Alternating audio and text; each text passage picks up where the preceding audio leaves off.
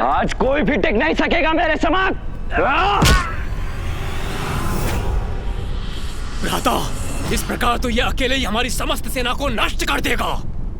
अब हमारा हस्तक्षेप आवश्यक हो गया है। जी भ्राताश्री, इसके अनुज को भ्रमित करने के बाद अब इसका भी साहस मिटाने का समय आ गया है।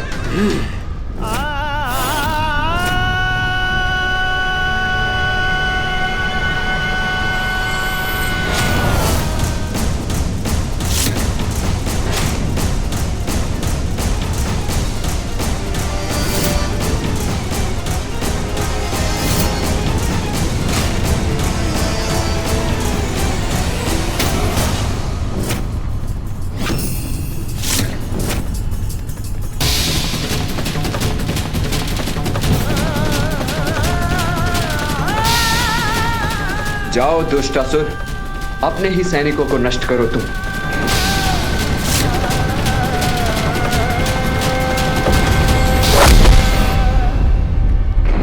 भ्राताश्री संभल के।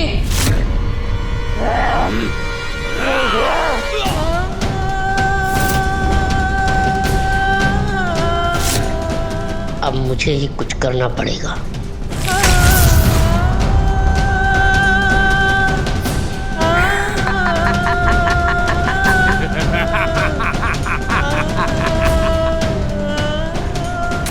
ये कैसा वार हुआ मुझ पर?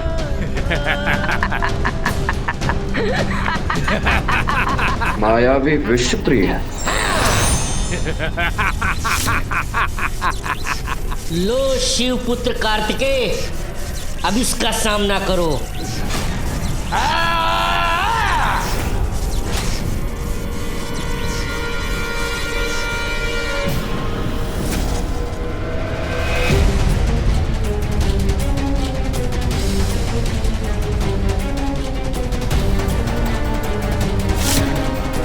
मेरी ऊर्जा तुम्हें नष्ट करेगी विषप्रिय।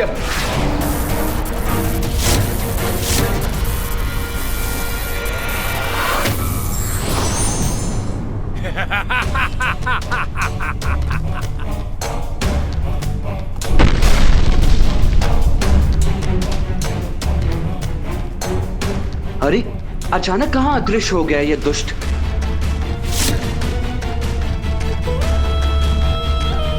ये उचित अवसर है, अब मैं अपना प्रहार करूंगा।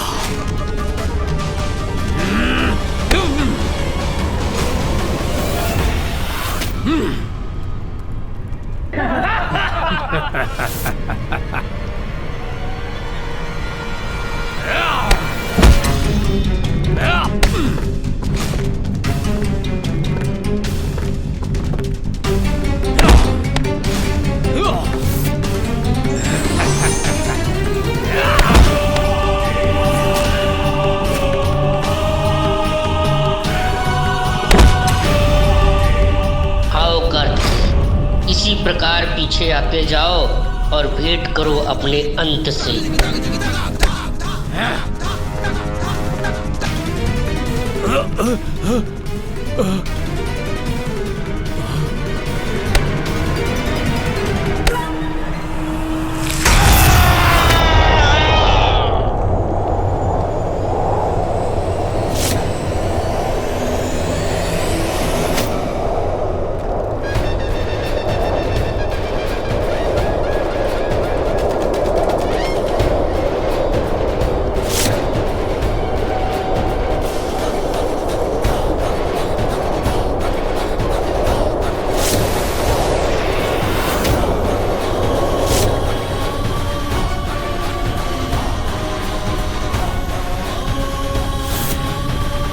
ध्वनि की वास्तविक शक्ति अब मैं आपको दिखाता हूँ।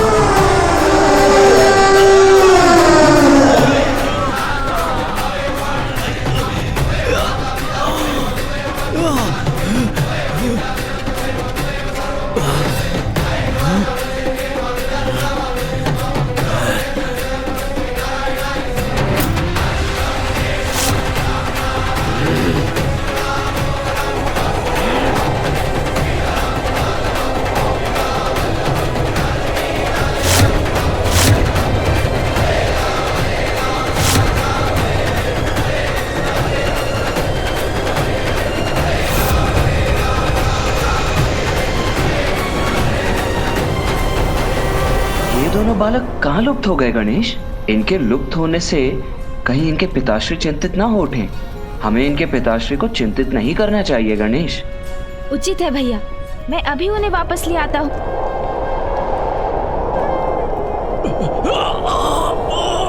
किंतु कहीं फिर ये हमारे लिए संकट बन गए तो?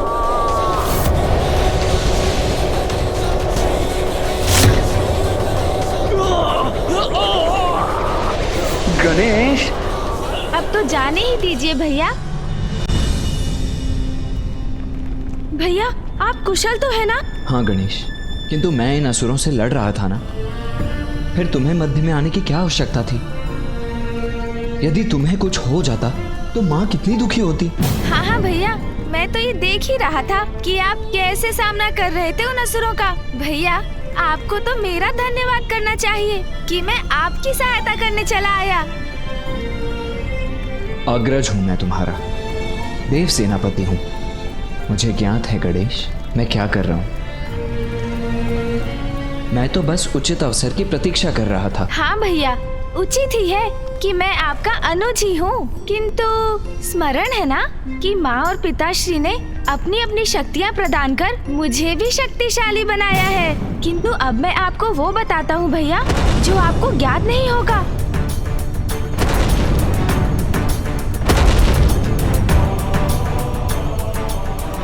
मुझे ज्ञात है आप क्या देख रहे हैं भैया, किंतु जो आपको दिखाई दे रहा है वो सत्य नहीं। अब अपनी आंखें बंद कीजिए भैया और सभी विचारों से ध्यान हटाकर अपने अंतर्मन को भक्ति से पवित्र कर अपने भीतर बसे परम ब्रह्म पर अपना ध्यान केंद्रित कीजिए, तभी आप सत्य देख सकेंगे।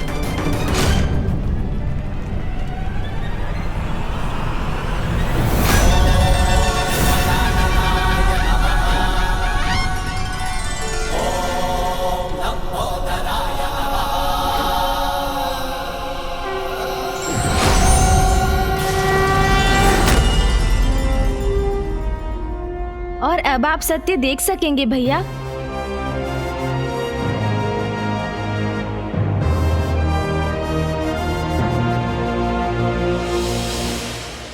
उचित है गणेश, हमारा कैलाश सुरक्षित है। हाँ भैया, ये कृपा माँ महामाया ने की है। माया को भेद कर हमें वास्तविकता से अवगत करवाया।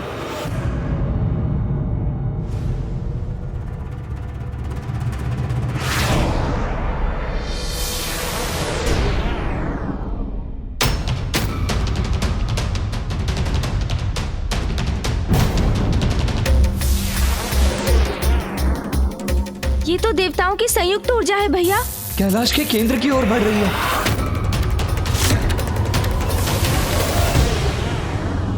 भैया, हमें माया से तो मुक्ति प्राप्त हो गई, किंतु ये ऊर्जा अभी भी कैलाश के नष्ट होने का कारण बन सकती है।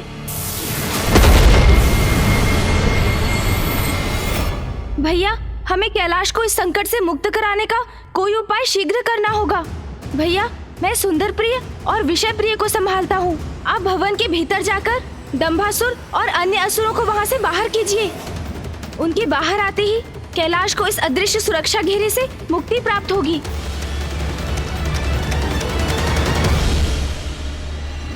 किंतु मैं भीतर क्यों जाऊं गणेश? अब क्या तुम मुझे आदेश देने लगे हो? तुम यहाँ युद्ध करो और मैं भीतर चला जाऊं? स्मरण रहे, मैं देव सेनापति हूँ। हाँ हाँ भैया, सेनापति कार्तिकेय। मैं आदेश कहाँ दे रहा हूँ, मात्र आग्रह कर रहा हूँ आपसे।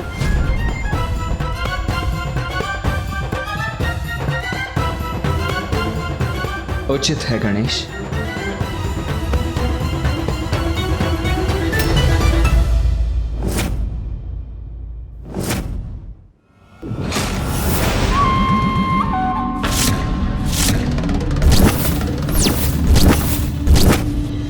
मेरे पुत्र की माया से निकले अवश्य हो, किंतु मेरे पुत्र तुम्हें जीवित नहीं छोड़ेंगे से पुत्रों। भैया, इनकी मूर्खता का लाभ उठाकर इनसे कैलाश को मुक्त कराएंगे हम।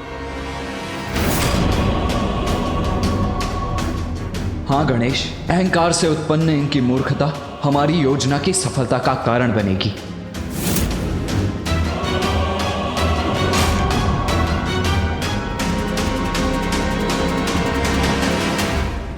पुत्रों, पहचानो मुझे, तुम्हारा काल हूँ मैं। कौन किसका काल है ये तो समय बताएगा। हमसे उलझने का दुष्ट परिणाम अवश्य भुगतोगे तुम। विनाश काले विपरीत बुद्धि, आपका ये अहंकार अब आपके विनाश का कारण बनेगा। विनाश तो अब तुम्हारा होगा। आओ दंबासुर पुत्रों, आओ, तुम्हारी पराजय का प्रारंभ है ये। शुभता के शत्रु हैं आप, आपका सर्वनाश कर्तव्य है हमारा।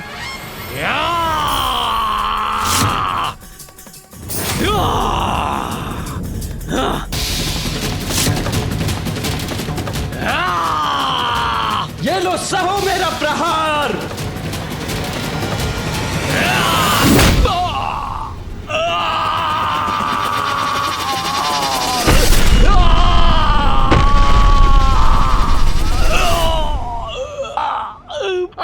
मेरी नाक। आप भी आइए विषय प्रिय, मैं आपको भी देखता हूँ। सुन जी,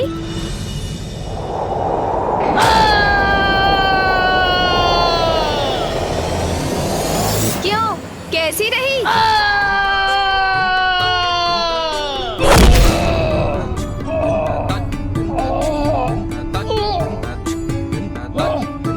उठो भ्राता विषयप्रिय, उठने दो मुझे। उठो भ्राता विषयप्रिय, उठो।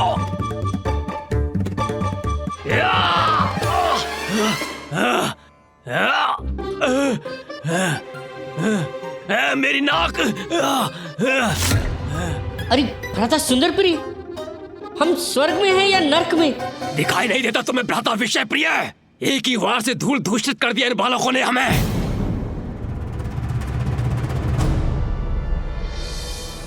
अर्थात हम जीवित हैं? आश्चर्य है मुझे, इनमें इतनी शक्ति कहां से आई? भैया, इनका ध्यान हमारी ओर है। अब योजना को मूर्त रूप देने का समय आ गया है। हाँ, तो भैया मैं ये कह रहा था कि यदि ये कार्य इस प्रकार किया जाए तो इसमें हम अवश्य सफल होंगे। ये दोनों क्या मंत्रणा कर रहे हैं? हाँ हाँ, अद्भुत भ्राता, अद्भुत। यही उचित होगा अनुज। हाँ भैया, अब आप ही बताइए, उचित है ना ये? अब क्या योजना बना रहे हैं ये दोनों? असफलता का तो प्रश्न ही नहीं उठता भैया। विषयप्रिय, कुछ तो रहस्य अवश्य है इनकी अपार शक्ति का, जी भ्राताश्री। जिसका भेद ज्ञात करने हेतु इनका ध्यान अपनी ओर किए बिना मुझे इनके निकट जाना होगा।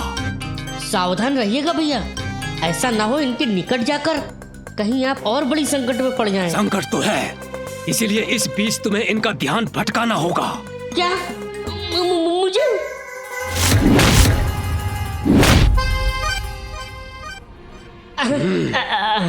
अच्छा ठीक है भैया, ये कार्य इसी प्रकार किया जा सकता है और इन्हें तनिक भी संदेह नहीं होगा और हमारा कार्य भी पूर्ण हो जाएगा।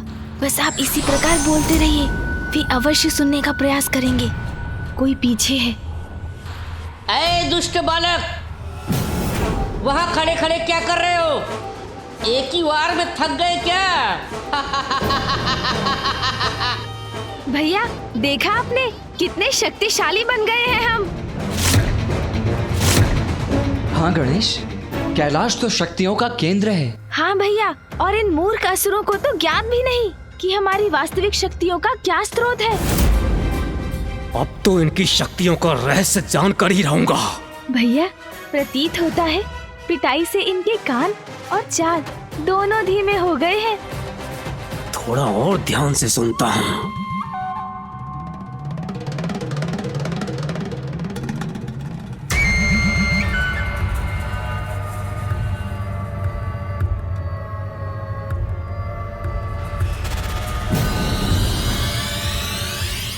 भैया, अब ये अत्यधिक समीप आ चुके हैं।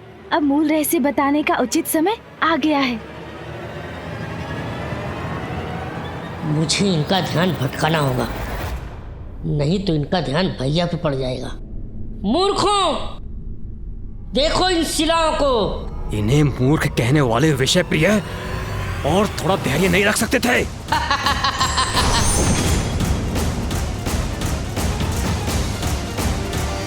और सहो मेरा प्रहार।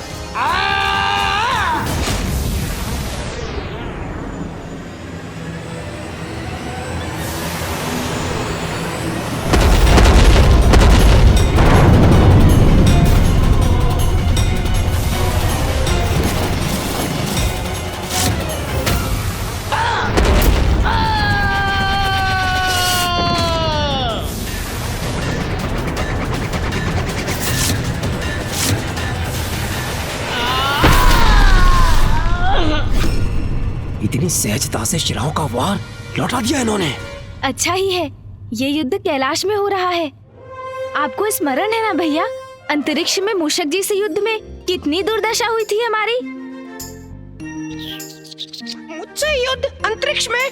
कब प्रभु, कब? हाँ मूषक जी, अब छोड़िए उस बात को, आपको भी तो स्मरण है ही। ऐसा हुआ था क्या?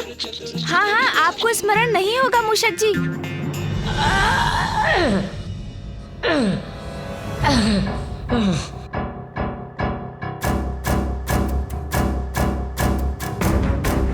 भ्राता सुंदर प्रिय, इनका रहस्य जानकर ही लौटना, अन्यथा व्यर्थ है ये ताड़ना। मैं सह रहा हूँ।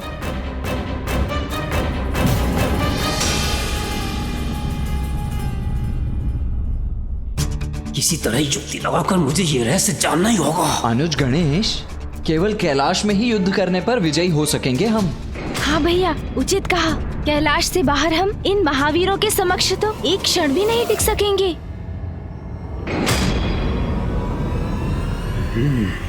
समझ गया, तो कैलाश से ही इन्हें इतनी शक्ति प्राप्त हो रही है।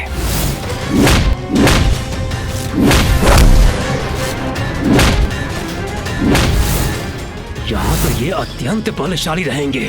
इन्हें पराजित करने के लिए कैलाश से बाहर अंतरिक्ष में ले जाना होगा इन्हें। शिवपुत्रों, तुम्हारी शक्ति का रहस्य जान गया हूं मैं।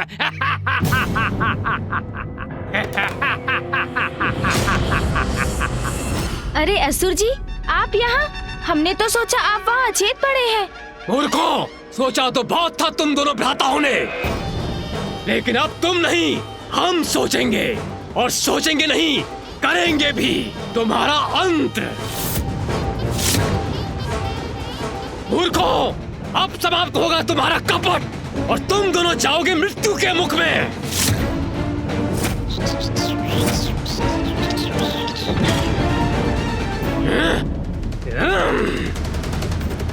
गणेश, अपनी योजना सफल करने के लिए हमें सुंदर प्रिय का ये वार स्वीकार करना ही होगा। हाँ भैया।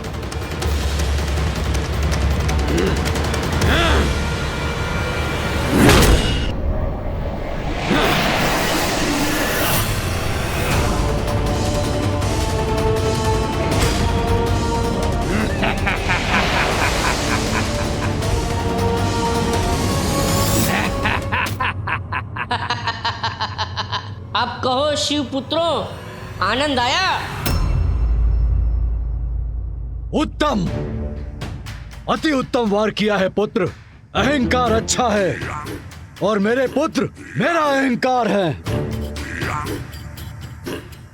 और अब मेरे पुत्र शिव पुत्रों को उचित पाठ पढ़ाएंगे। हाँ! कैलाश में इनकी शक्तियां बढ़ जाती हैं, इसलिए हमें पराजित कर पा रहे थे। अच्छा, तो ये कारण था इनके अपार बल का। अरे, इन्होंने तो सब सुन लिया भैया। मूर्खों, हाँ सुन लिया मैंने। कैलाश के बाहर कुछ नहीं हो तुम।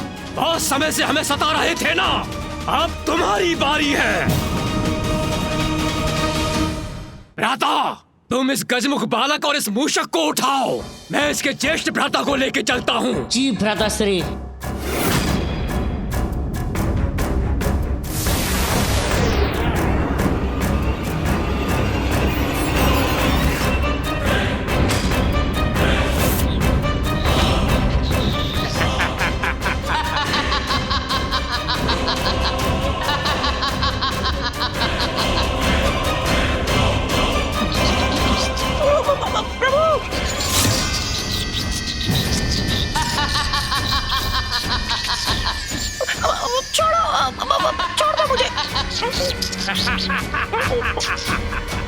बचाओ, छोड़ो। प्रभु।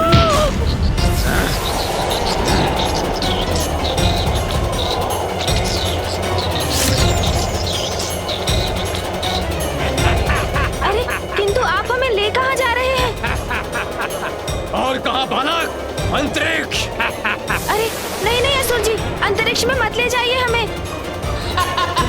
अंतरिक्ष का नाम सुनते ही कैसे प्राण सूख गए तुम्हारे? अरे नहीं नहीं, अंतरिक्ष मत ले जाइए हमें। चलो भ्राता, शीघ्र ले चलो इन्हें। पुत्रो, पुत्रो, पुत्र सुंदर प्रिय, पुत्र विषय प्रिय, तुम दोनों कहाँ जा रहे हो पुत्रो?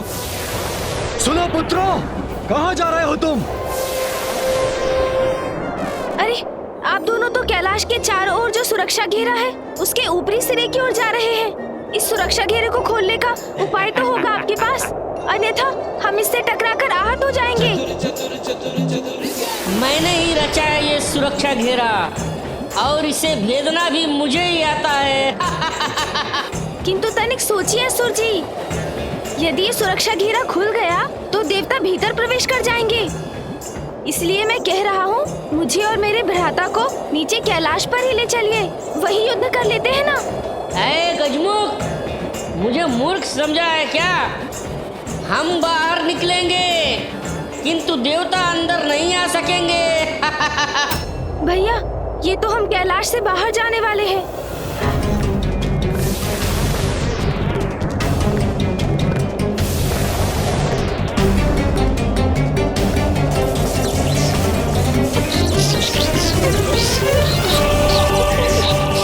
मार्ग दो मुझे।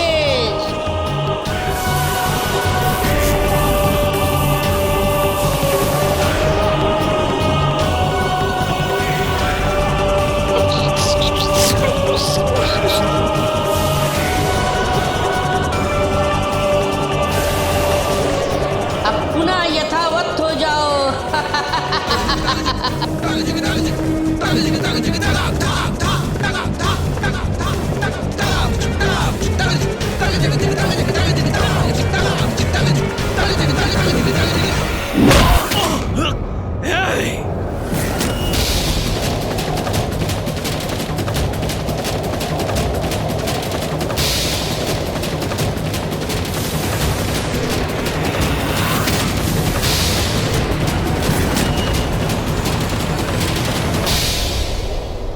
भ्राता विषय प्रिय, वो कुमार मेरे हाथों से मुक्त होकर कैलाश में ही रह गया।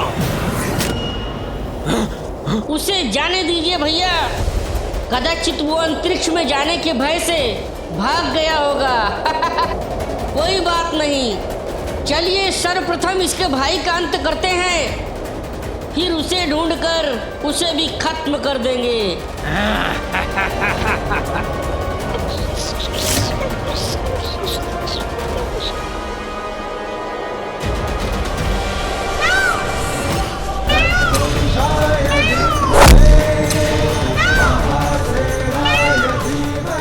धन्य हो तुम गणेश, पुनः तुम्हारी चतुराई सार्थक हुई। अब तुम उन असुर भ्राताओं का अंत करो। कैलाश में स्थित इन दुष्टों को पाठ पढ़ाना अति आवश्यक है, इसीलिए भवन में स्थित दंबासुर और उसके असुरों को मैं पाठ पढ़ाता हूँ।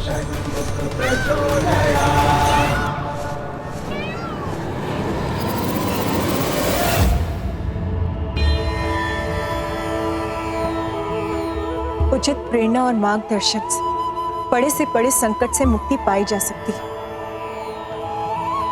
महामाया की प्रेरणा और मार्गदर्शन से मेरे पुत्र इस युद्ध को अपने निर्णायक स्थिति पर ला चुके हैं।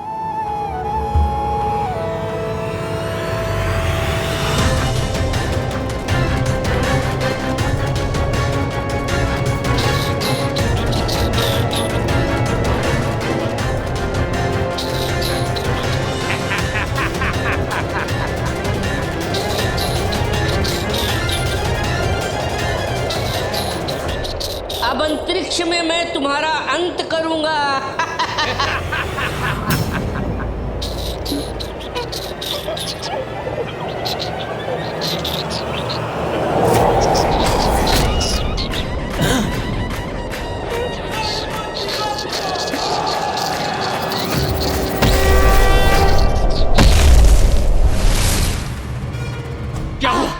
हुआ भ्राता विषय प्रिय? उदंड बालक किधर गया?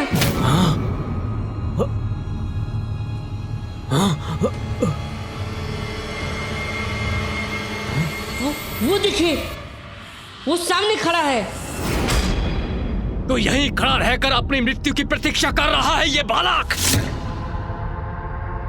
भ्राता, मैं अभी जाकर इसकी जीवन लीला का अंत करता हूं। जी भ्राताश्री।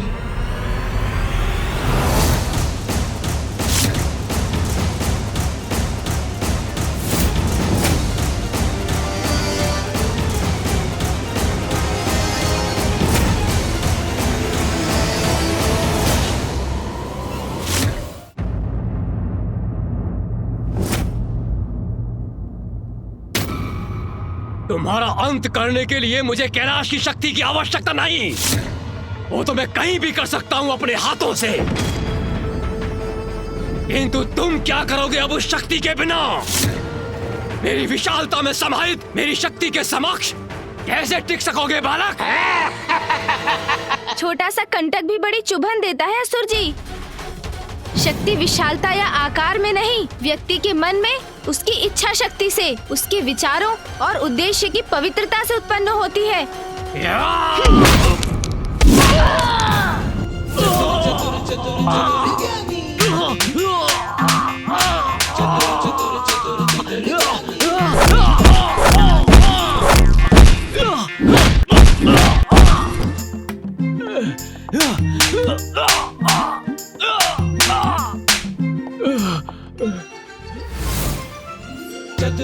अरे, ये एक से अनेक कैसे हो गए?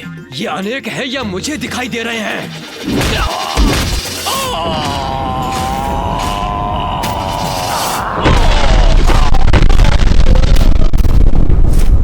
यहाँ अंतरिक्ष में तो इसकी शक्ति क्षीण हो जानी चाहिए थी, फिर ये कैसे संभव है? देखा, उचित कहा था ना मैंने। वास्तविकता तो ये है कि कैलाश की शक्ति के बिना आप असुर दुर्बल हैं। तो इस बालक ने हमें मूर्ख बनाया और छल से हमें कैलाश से यहाँ अंतरिक्ष ले आया।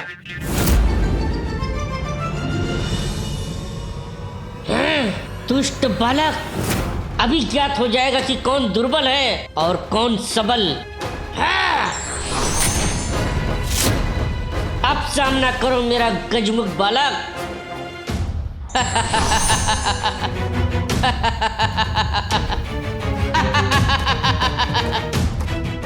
हमें दुर्बल समझकर बहुत बड़ी भूल कर बैठे हो तुम। इसने अपने प्रतिरूप तो माया से रचे हैं, किंतु वास्तविक विषय प्रिय भी अवश्य इन्हीं में से एक है।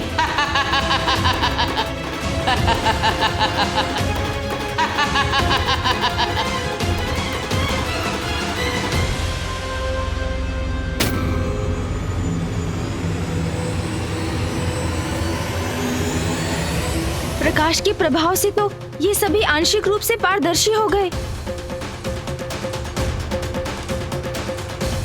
किंतु इस पर प्रकाश का कोई प्रभाव नहीं हुआ। अर्थात यही है वास्तविक विषय प्रिय।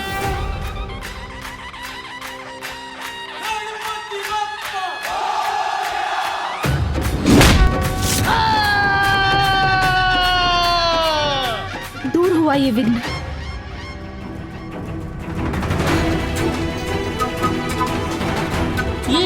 ये ग्रह मुझसे टकरा गया तो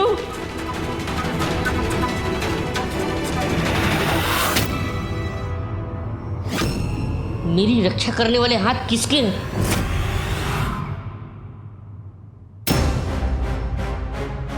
चिंता मत करो भ्राता, उस बालक का अंत हमारे ही द्वारा निश्चित है।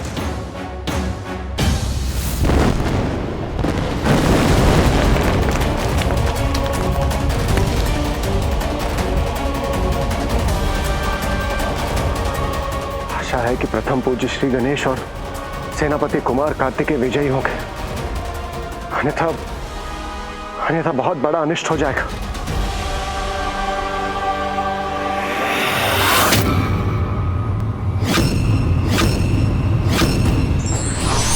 युक्ति और शक्ति का संगम व्यक्ति के बल को और बढ़ा देता है, इसलिए शक्ति के साथ युक्ति का प्रयोग फलदायी होता है।